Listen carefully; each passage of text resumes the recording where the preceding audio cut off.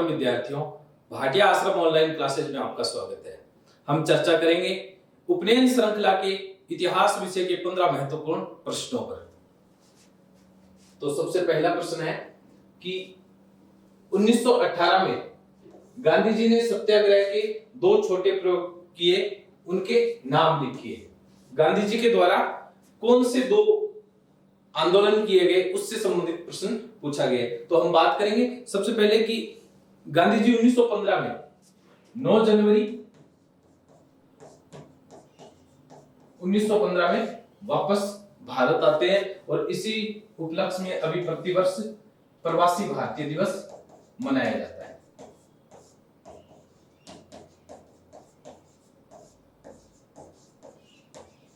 प्रवासी भारतीय दिवस। फिर 1917 और 1918 में 3 महत्वपूर्ण आंदोलन गांधी जी भाग लेते हैं। 3 महत्वपूर्ण आंदोलनों में गांधी जी भाग लेते हैं और 1917 में सबसे पहले देखते हैं कि चंपारण का आंदोलन, चंपारण बिहार। 1918 में सबसे पहले अहमदाबाद मिल मजदूर आंदोलन और उसके बाद में गुजरात में खेड़ा का किसानों का आंदोलन।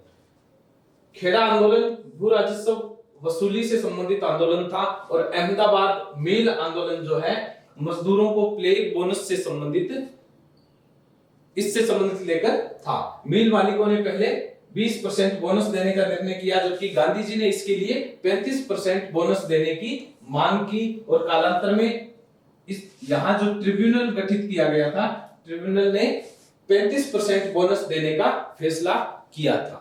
35% बोनस देने का फैसला किया और अहमदाबाद मिल आंदोलन जो है फरवरी 1918 को और खेड़ा आंदोलन मार्च 1918 को। फरवरी और मार्च। और सबसे पहले 1917 का चंपारण आंदोलन, चंपारण किसानों का आंदोलन। अहमदाबाद आंदोलन के समय सबसे पहले अहमदाबाद का जो मिल मजदूरों का जो आंदोलन था, उसी समय गांधी जी ने सबसे पहले भूख हड़ताल की थी।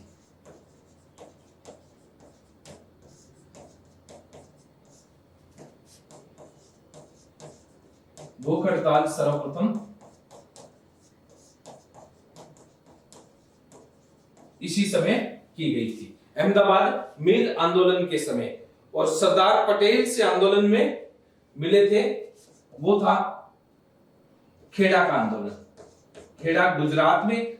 और सरदार पटेल से महात्मा गांधी पहली बार मिले थे खेड़ा आंदोलन में।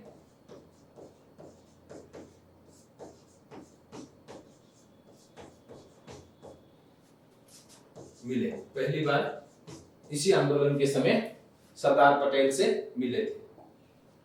अगला प्रश्न है रॉलेट एक्ट में क्या प्रावधान था, जिसके लिए यह भी कहा गया है कि न अपील, न वकील और न दलील, बिना अपील, वकील और दलील का कानून भी कहा जाता है। और 1919 में ये रॉलेट एक्ट पारित होता है।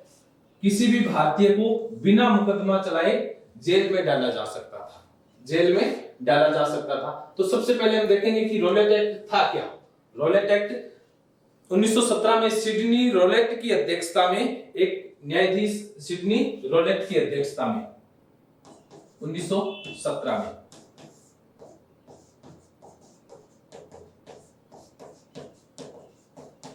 सिडनी रॉलेट की अध्यक्षता में एक समिति का गठन किया गया और 1919 में रॉलेट एक्ट पारित किया गया, जिसमें बिना अपील, वकील और दलील का कानून भी इसे कहा जाता है। और इसे यहां जो प्रावधान किया गया कि बिना किसी मुकदमा चलाए, भारतीय पर बिना किसी मुकदमा चलाए किसी भी व्यक्ति को जेल भेजा जा सकता था। इसलिए इस एक्ट को भारतीयों ने काला कानून भी कहा है। और गांधी जी ने रॉलेट एक्ट के विरुद्ध सत्याग्रह करने के लिए सत्याग्रह सभा की स्थापना भी की थी। सत्याग्रह सभा की स्थापना की। और कालांतर में हम देखते हैं कि 6 अप्रैल 1919 को 6 अप्रैल 1919 को गांधी जी के अनुरोध पर अखिल भारतीय हड़ताल देश भर में आयोजन किया गया था। 6 अप्रैल 1919 को अखिल भारतीय हड़ताल। और जब गांधी जी इसमें शामिल होने के लिए जा रहे थे तो उन्हें हरियाणा में पलवल के पास पकड़ लिया गया, दिल्ली में प्रवेश से रोक लिया गया और उनको बॉम्बे छोड़ दिया गया। वहां से पकड़कर इनको बॉम्बे छोड़ दिया। तो सिडनी रोलेट से संबंधित रोलेट एक्ट इसी समिति की सिफारिश के आधार पर 1919 में रोलेट एक्ट पारित हुआ था। इसमें इस प्रकार का प्रावधान था, अखिल भारतीय हड़ताल से संबंधित जो प्रावधान किया गया 6 अप्रैल 1919 को। अगला प्रश्न है, जलियांवाला बाग हत्याकांड किस तारीख को हुआ था? जलियांवाला बाग हत्याकांड रोलेट एक्ट के विरोध में शांतिपूर्ण सभा जो की जा रही थी अमृतसर में, तो वहां 13 अप्रैल 1919 को ये जलियांवाला बाग हत्याकांड हुआ। इस समय पंजाब का lieutenant governor Michael O'Dwyer तथा अमृतसर के सैनिक अधिकारी जनरल डायर ने वैसाखी के दिन 13 अप्रैल 1919 को वैसाखी के दिन सार्वजनिक सभा पर गोलियां चलवा दी और सरकार ने इस हत्याकांड की जांच के लिए हंटर की अध्यक्षता में हंटर कमेटी नियुक्त की थी। हंटर कमेटी को नियुक्त किया सरकार के द्वारा, हंटर कमेटी को नियुक्त किया गया और कांग्रेस के द्वारा इसकी जांच के लिए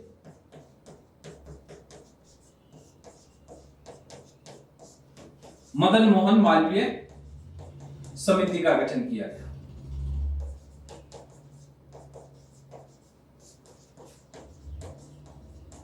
तो प्रश्न पूछा जाता है कि कांग्रेस के द्वारा किस समिति का गठन किया गया। इसके अलावा हंटर कमेटी में जो भारतीय थे उनसे संबंधित भी नाम पूछे जाते हैं कि हंटर कमेटी में कुल 8 सदस्य थे, उसमें से 3 भारतीय लोग थे। तो 3 भारतीय थे, चिमनलाल सीतलवाड़,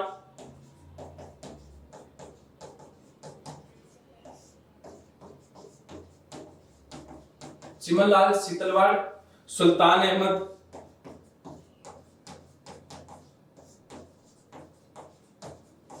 और तीसरा है जगत नारायण।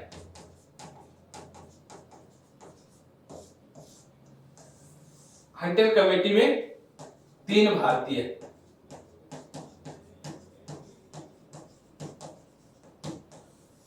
हंटर कमेटी में 3 भारतीय लोग कौन कौन थे ये प्रश्न पूछा जाता है। तो 3 भारतीय थे, चिमनलाल सीतलवाड़, सुल्तान अहमद और जगत नारायण। और हम देखते हैं कि इसके विरोध में रविंद्रनाथ टैगोर ने सर और नाइटहुड की उपाधि वापस दे दी थी। यानी कि जलियांवाला बाग हत्याकांड के विरोध में रविंद्रनाथ टैगोर ने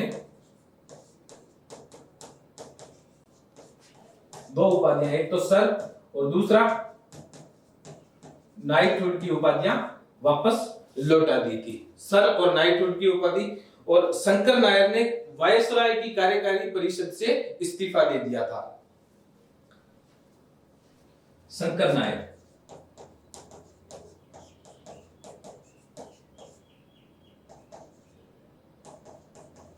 वायसराय की कार्यकारिणी परिषद से इस्तीफा दे दिया।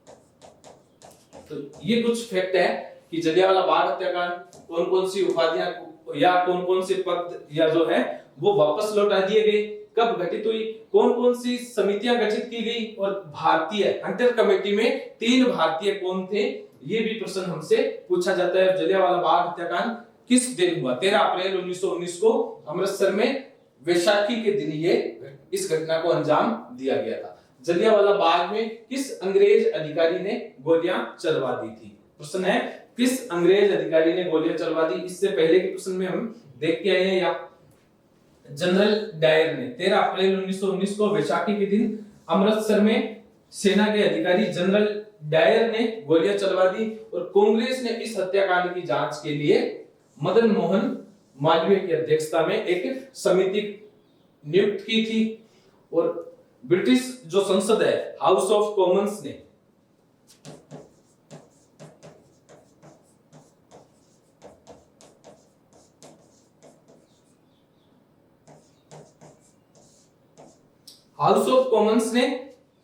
जनरल डायर की प्रशंसा की, उसे ब्रिटिश साम्राज्य का शेर कहा और स्वॉर्ड ऑफ ऑनर दिया। ये कुछ बातें डायर की प्रशंसा,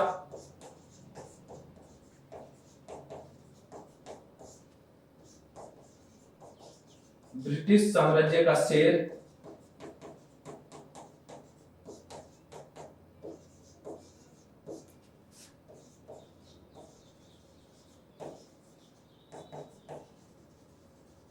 स्वॉर्ड ऑफ ऑनर, ये कुछ प्रशंसा और अवार्ड उसको दिए गए थे जनरल डायर को।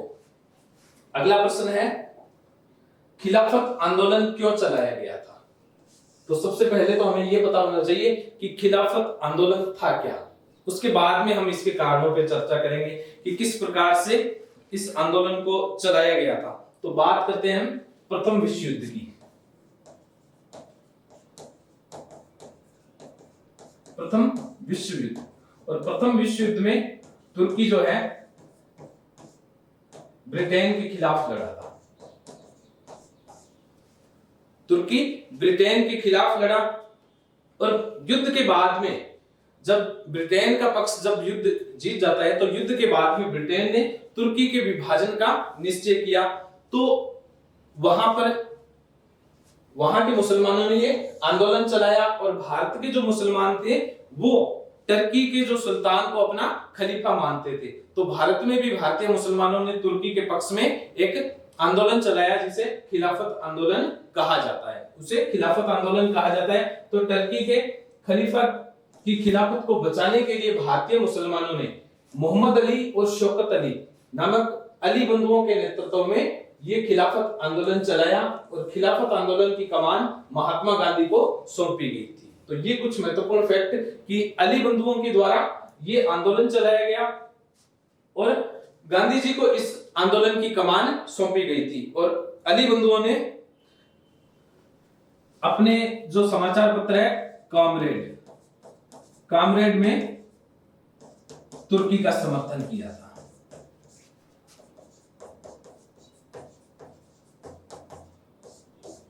तुर्की का समर्थन किया, और सितंबर 1919 में अखिल भारतीय खिलाफत कमेटी का गठन किया गया, और 17 अक्टूबर 1919 को खिलाफत दिवस भी मनाया गया। 17 अक्टूबर 1919 के दिन खिलाफत दिवस भी मनाया गया था। और कालांतर में हम देखते हैं कि अगस्त 1920 में सीवर्स की जो संधि होती है, उसमें तुर्की का विभाजन हो जाता है।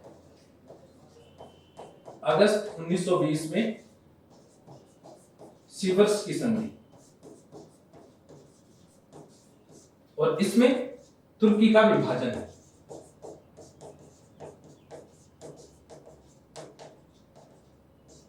विभाजन हो जाता है, और ये आंदोलन धीरे धीरे कमजोर हो जाता है। तो खिलाफत आंदोलन के बारे में हमने महत्वपूर्ण फैक्ट, अली बंधुओं का जो समाचार पत्र था कॉमरेड, उसके बारे में देखा, और क्या इस आंदोलन का कारण था या खिलाफत आंदोलन था क्या, उसके बारे में हमने देखा। अगला प्रश्न है, गांधी जी ने 1920 में अपना कौन सा अखिल भारतीय स्तर का आंदोलन चलाया था? कि 1920 में गांधी जी के द्वारा किस आंदोलन को चलाया गया था, ये पूछा गया है। तो असहयोग आंदोलन। असहयोग आंदोलन सितंबर 1920 में कांग्रेस के कलकत्ता अधिवेशन में, कलकत्ता में एक विशेष अधिवेशन का आयोजन किया गया, जिसकी अध्यक्षता की गई लाला लाजपत राय के द्वारा।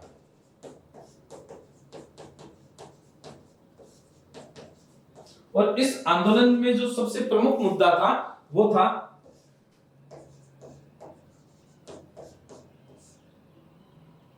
जलियांवाला बाग हत्याकांड और खिलाफत। और इसी आधार पर कांग्रेस ने पहली बार विदेशी शासन के खिलाफ सीधे तौर पर सीधी कार्रवाई करने, विधान परिषदों का बहिष्कार करने तथा असहयोग को प्रारंभ करने का निश्चय किया था। यानी कि इन मुद्दों को लेकर सबसे पहले कांग्रेस ने सीधे तौर पर ब्रिटिश साम्राज्य का या विदेशी शासन का बहिष्कार करने, उनका असहयोग करने, ये कुछ प्रयास किए। और गांधी जी ने असहयोग का प्रस्ताव रखा, और दिसंबर 1920 में नागपुर में एक नियमित अधिवेशन होता है, कांग्रेस का नियमित अधिवेशन नागपुर में, जिसकी अध्यक्षता विजय राघवाचारी ने कि जिसमें सीआर दास ने असहयोग का प्रस्ताव दिया और यह प्रस्ताव पारित भी हो गया था। यह प्रस्ताव पारित हो गया। तो असहयोग आंदोलन गांधी जी के द्वारा चलाया गया 1920 में। उसमें इस प्रकार से कुछ प्रमुख जो दोनों अधिवेशन होते हैं, कलकत्ता और नागपुर का अधिवेशन, जिसमें कुछ प्रस्ताव पारित हुआ और कालांतर में यह आंदोलन चलता है। अगला प्रश्न है चौरी चौरा कांड, 1922 की घटना है ये, के अनुसार महात्मा गांधी ने अपना कौन सा आंदोलन वापस ले लिया था और इस कांड में उग्र भीड़ ने 22 पुलिस कर्मियों को जीवित जला दिया था। तो चौरी चौरा कांड किस आंदोलन से संबंधित है? सबसे पहले तो हम देखते हैं कि चौरी चौरा नामक स्थान गोरखपुर उत्तर प्रदेश में, गोरखपुर उत्तर प्रदेश में ये स्थित है। तो इसके द्वारा असहयोग आंदोलन को वापस लिया गया था।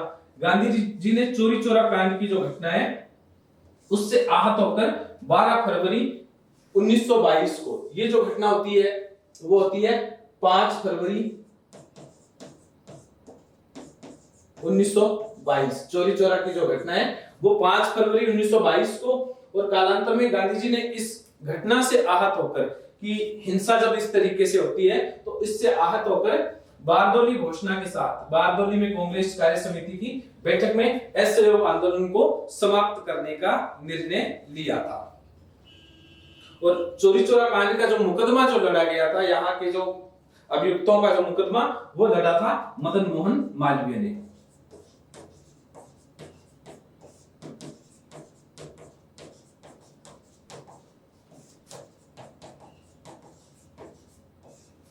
इन अभियुक्तों का मुकदमा मदन मोहन मालवीय के द्वारा लड़ा गया था। चौरी चौरा कांड 5 फरवरी 1922 की घटना और कालांतर में बारदौली घोषणा के साथ इस आंदोलन को समाप्त कर दिया गया।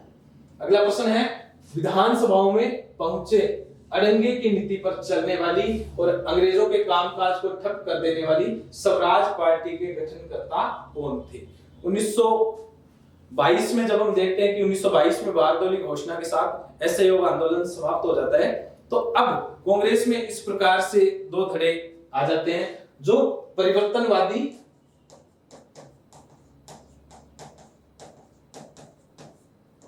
और अपरिवर्तनवादी कहलाते हैं। परिवर्तनवादी ये चाहते थे कि विधानमंडलों में प्रवेश किया जाए और वहां पर जाकर सरकार की जो गतिविधियां थी, जो कानून बनाए जा रहे थे, उनको रोका जाए। अपरिवर्तनवादी ये चाहते थे कि इस प्रकार की गतिविधियों में न जाकर और रचनात्मक कार्यों की तरफ ध्यान दिया जाए। तो ये दो धड़े अब यहां पर हो जाते हैं। तो कालांतर में इन्हीं परिवर्तनवादियों के आधार पर एक स्वराज पार्टी का गठन होता है, और स्वराज पार्टी से संबंधित क्वेश्चन पूछा गया है कि मोतीलाल नेहरू और देशबंधु चित्तरंजन दास, इनके द्वारा इस पार्टी का गठन किया गया। 1922 में कांग्रेस के गया अधिवेशन में मोतीलाल नेहरू और सीआर दास ने चुनावों के माध्यम से विधानमंडलों में प्रवेश का प्रस्ताव रखा, जिसे कांग्रेस ने बहुमत के साथ अस्वीकार कर दिया। और मार्च 1923 में इलाहाबाद में कांग्रेस खिलाफत स्वराज पार्टी या स्वराज पार्टी की स्थापना की गई थी। इस प्रकार पार्टी की स्थापना की गई। यहाँ जो प्रश्न पूछा जाता है वो कि परिवर्तनवादी कौन से थे और अपरिवर्तनवादी, तो मोतीलाल नेहरू और सीआर दास। मोतीलाल नेहरू, सीआर दास और अजमल खान, ये सारे परिवर्तनवादी। और अपरिवर्तनवादी में सी राजगोपालाचारी,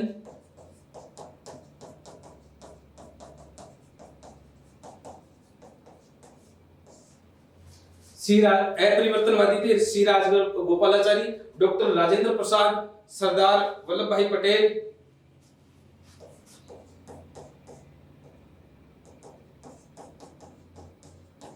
राजेंद्र प्रसाद, सरदार पटेल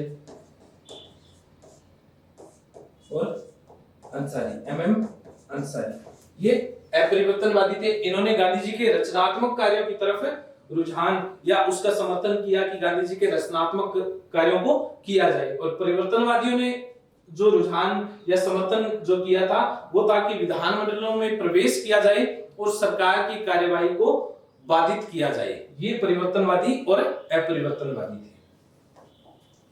साइमन कमीशन 1928 में भारत आया था। साइमन कमीशन 1928 में भारत आया था। इसका क्या उद्देश्य था? 1919 के अधिनियम के माध्यम से भारत की राजनीतिक प्रगति की जांच करना, परंतु भारतीयों ने इसका विरोध किया था। क्यों? कि भारतीयों ने इस साइमन कमीशन का विरोध क्यों किया? तो सबसे पहले तो हम देखेंगे कि साइमन कमीशन का प्रावधान क्यों आया था, और 1919 के एक्ट में इस प्रकार से क्या प्रावधान था कि 1927 में साइमन कमीशन आया भारत में। तो 1919 के एक्ट में यह प्रावधान था कि 10 वर्ष बाद में इस एक्ट की प्रगति की जांच की जाएगी। 1919 के एक्ट में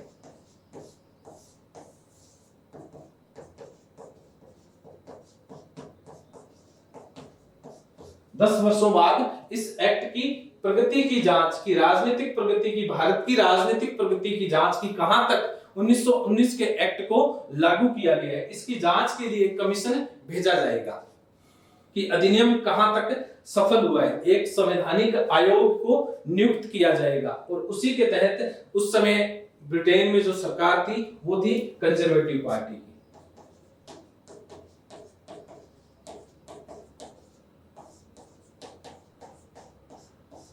कंजर्वेटिव पार्टी की सरकार थी, और उसको कहीं ना कहीं ये आशंका थी कि आगे लिबरल पार्टी की सरकार आएगी,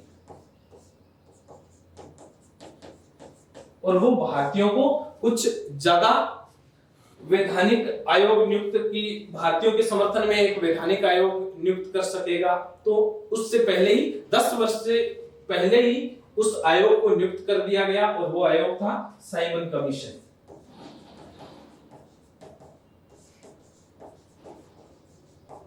1927 में साइमन कमीशन को नियुक्त कर दिया गया, और फरवरी 1928 में साइमन कमीशन भारत आता है, और 3 फरवरी 1928 को ये भारत बंबई पहुंचा, और यहां पर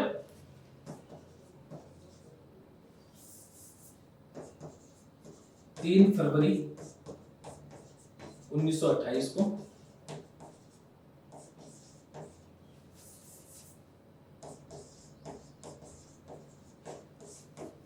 मुंबई पहुंचा, और इस कमीशन को या इस आयोग को काले झंडे दिखाए गए,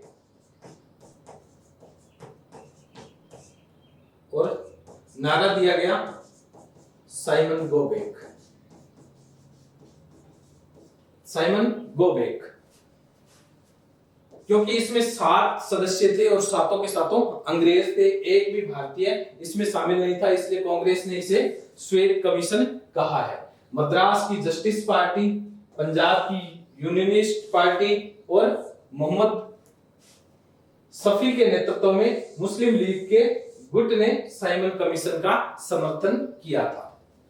यानी कि 3 जो गुट थे या 3 पार्टियां थी, उसने साइमन कमीशन का समर्थन किया था। और लाहौर में इस समय इस साइमन कमीशन का विरोध किया लाला लाजपत राय ने।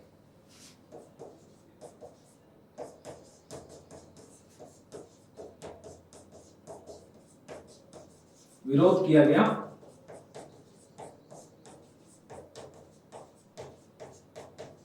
लाला लाजपत राय के द्वारा, और वहां पुलिस अधीक्षक स्कॉट के द्वारा लाला लाजपत राय पर लाठियां बरसाई गई, तो वो गंभीर रूप से घायल हो जाते हैं, और अपने मृत्यु से पूर्व वो एक स्टेटमेंट देते हैं कि मेरे शरीर पर पड़ी लाठियों का एक एक वार एक दिन ब्रिटिश साम्राज्य के जो ताबूत है उसमें अंतिम कील के रूप में साबित होगा।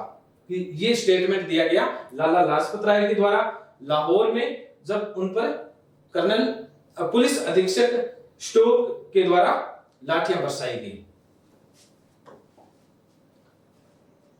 अगला प्रश्न है, भारतीय संविधान के निर्माण के लिए बनी नेहरू कमेटी 1928 इसके अध्यक्ष कौन थे? मोतीलाल नेहरू। इसका आंसर है मोतीलाल नेहरू। और इस समिति ने अपनी रिपोर्ट भारत को डोमिनियन स्टेट यानी कि औपनिवेशिक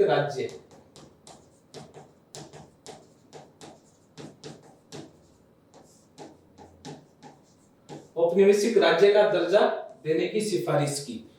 नेहरू रिपोर्ट की हम बात करें और सांप्रदायिक निर्वाचन पद्धति को समाप्त कर संयुक्त निर्वाचन प्रणाली को लागू किया जाए, यह भी इसमें प्रावधान किया गया था। और इसमें बात रखी गई कि भाषाई आधार पर प्रांतों के गठन की सिफारिश की गई कि प्रांतों का जो गठन किया जाए वो भाषा के आधार पर। और इसका जो प्रारूप तैयार किया गया वो था मोतीलाल नेहरू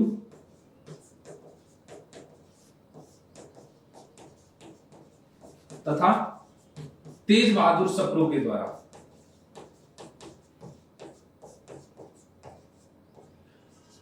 तेज बहादुर सप्रू ने नेहरू रिपोर्ट का प्रारूप तैयार किया था और इसका विषय था भारत में संवैधानिक व्यवस्थाएं।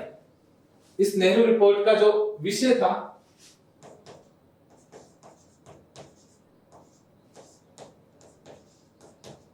भारत में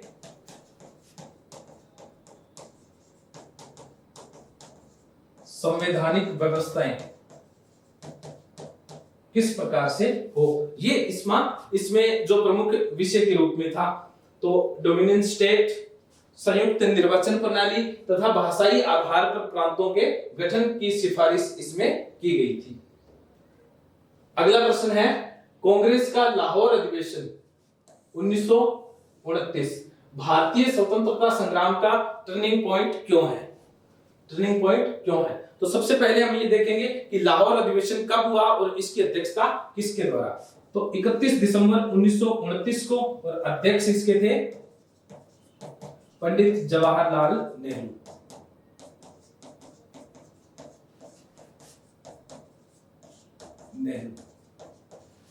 ये टर्निंग पॉइंट क्यों था?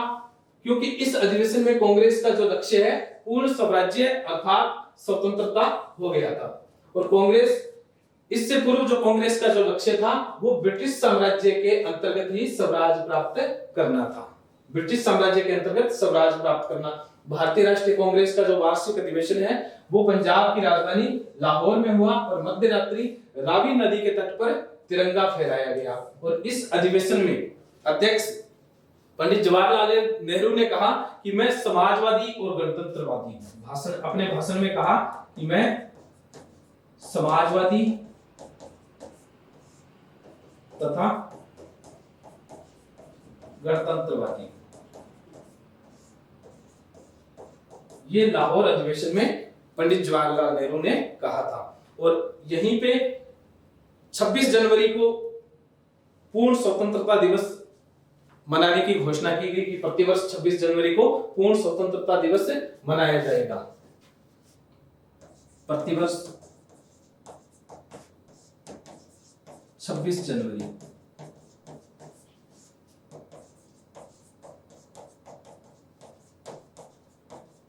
पूर्ण स्वतंत्रता दिवस। और पहली बार मनाया गया इसे 26 जनवरी 1930 को।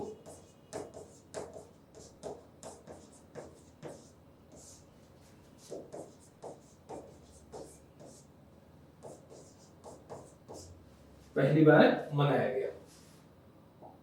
अगला प्रश्न है 1929 के कांग्रेस के लाहौर अधिवेशन की अध्यक्षता किसने की थी? इससे पहले के प्रश्न में हम इसके बारे में चर्चा कर चुके हैं कि पंडित जवाहरलाल नेहरू। और यहाँ जवाहरलाल नेहरू जी के द्वारा ये बात भी कही गई थी कि मैं समाजवादी हूं और गणतंत्रवादी हूं। समाजवादी और गणतंत्रवादी। अध्यक्ष चुने जाने के दो कारण थे। उनके पूर्ण स्वराज्य के प्रस्ताव को कांग्रेस ने अपना मुख्य लक्ष्य बनाने का निर्णय कर लिया था और गांधी जी का समर्थन भी उन्हें पूरी तरह से प्राप्त था। और इसी अधिवेशन में कांग्रेस कार्यकारिणी ने सविनय अवज्ञा आंदोलन शुरू करने का निर्णय लिया था। कांग्रेस कार्यकारिणी के द्वारा इसी अधिवेशन में सविनय अवज्ञा आंदोलन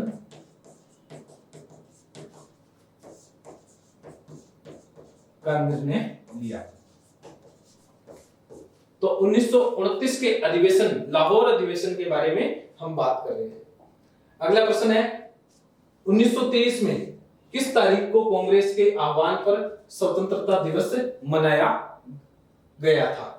तो यह है 26 जनवरी। इसके बारे में हम पहले भी बात कर चुके हैं कि 26 जनवरी 1930 को पूरे राष्ट्र में प्रथम स्वतंत्रता दिवस मनाने का निश्चय किया गया था। प्रथम स्वतंत्रता दिवस 26 जनवरी 1930 को मनाने का निश्चय किया।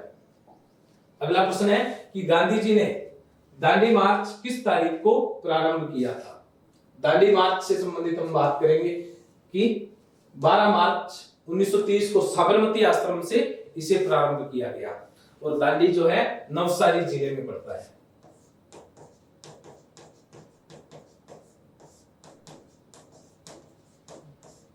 गुजरात के नवसारी जिले में यह स्थित है।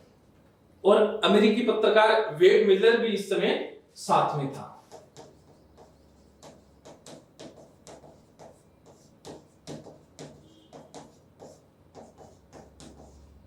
वेड मिलर इस दांडी यात्रा में शामिल था। दांडी मार्च को साल्ट मार्च या दांडी सत्याग्रह के नाम से भी जाना जाता है।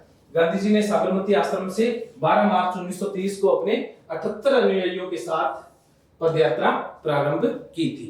78 अनुयायियों के साथ ये पदयात्रा प्रारंभ की। और इससे पहले की यदि हम बात करें तो गांधी जी ने इरविन के समक्ष, वायसरॉय इरविन के समक्ष अपनी 11 सूत्री मांगे रखी थी।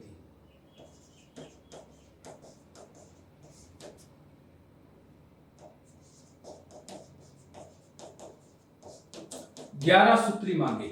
जब इन्हें नहीं माना गया तो गांधी जी ने कहा कि हमने रोटी मांगी और उसके बदले में हमें पत्थर मिला। और अब इंतजार की घड़ियां खत्म होती है और सविनय अवज्ञा आंदोलन शुरू होता है। तो ये आंदोलन शुरू होता है। सुभाष चंद्र बोस जो है इस आंदोलन की तुलना करते हैं नेपोलियन के एल्बा से लेकर पेरिस मार्च से।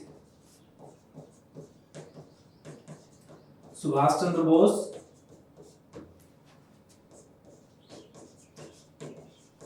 नेपोलियन बोनापार्ट की एल्बा से पेरिस मार्च से इसकी तुलना करते हैं।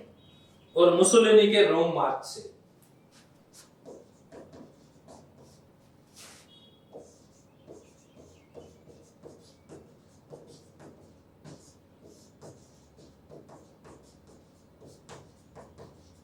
रोम मार्च से इसकी तुलना करते हैं। और तो ये कुछ महत्वपूर्ण बातें दांडी मार्च से संबंधित। अगला प्रश्न है गांधी जी ने दांडी पहुंचकर किस तारीख को नमक बनाकर नमक कानून को तोड़ा और सविनय अवज्ञा आंदोलन प्रारंभ किया था? कि नमक बनाकर नमक कानून को तोड़ा और सविनय अवज्ञा आंदोलन प्रारंभ किया था। तो वो 6 अप्रैल 1930 को गांधी जी ने 6 अप्रैल 1930 को समुद्र तट पर नमक बनाकर कानून को तोड़ा। और कानून के उल्लंघन को भारतीयों के द्वारा ब्रिटिश कानूनों के विरोध और साम्राज्यवाद की समाप्ति के प्रयासों के रूप में देखा गया। यानी कि इस कानून को नमक कानून के उल्लंघन को भारतीयों द्वारा ब्रिटिश कानूनों के विरोध एवं साम्राज्यवाद की समाप्ति के प्रयासों के रूप में भी देखा जाता है। और लगभग ये 24 दिनों की यात्रा थी और जिसमें 385 किलोमीटर चलते हैं। 24 दिन 385 किलोमीटर। अब कुछ गांधी जी के अलावा भी कुछ नमक यात्राएं हैं जो हमसे एग्जाम में पूछी जाती है कि नमक यात्राएं किस किस के द्वारा की गई थी। तो सबसे पहले सी राजगोपालाचारी। उन्होंने राजगोपालाचारी इन्होंने तमिलनाडु में। के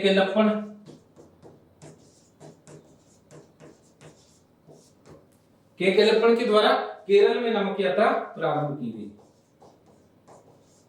केरल में। इसके अलावा उड़ीसा में गोपचंद्र बंधु। उड़ीसा में जो है गोपचंद्र बंधु चौधरी। केरल में यानी कि मालाबार तट।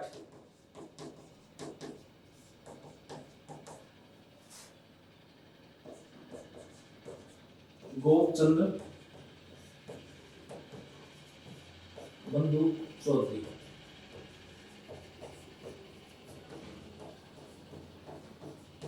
उड़ीसा में, और आचार्य हरिदास ने बालासोर में।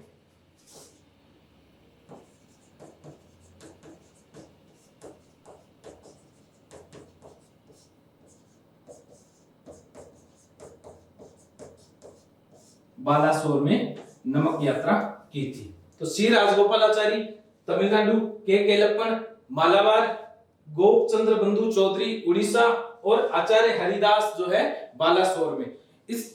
इसके अलावा जो प्रश्न पूछे जाते हैं कि सविनय अवज्ञा आंदोलन के समय इसके विस्तार से संबंधित कि उत्तर पश्चिमी सीमा प्रांत पर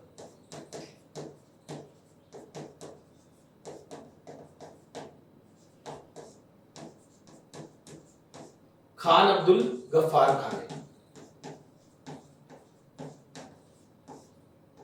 खान अब्दुल गफ्फार खान जिन्हें सीमांत गांधी भी कहा जाता है। सीमांत गांधी, खुदाई खिदमतगार या लाल कुर्ती दल इनका संगठन था और पत्रिका थी इनकी पख्तून। खान अब्दुल गफ्फार खान,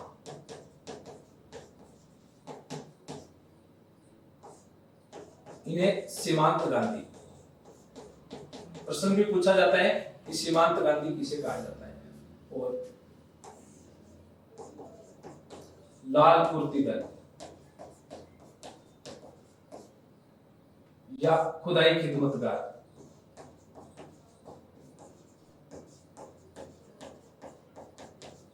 और इनकी पत्रिका जो है वो है पख्तून। पख्तून के नाम से इन्होंने एक पत्रिका भी प्रकाशित की थी। इसके अलावा गढ़वाली रेजिमेंट के जो सिपाही जो है चंद्र सिंह गढ़वाली, गढ़वाल रेजिमेंट के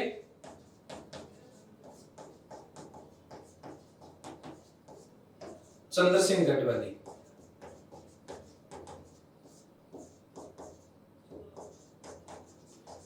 चंद्र सिंह गढ़वाली ने पेशावर में निहत्थे क्रांतिकारियों पर या आंदोलनकारियों पर गोली चलाने से मना कर दिया।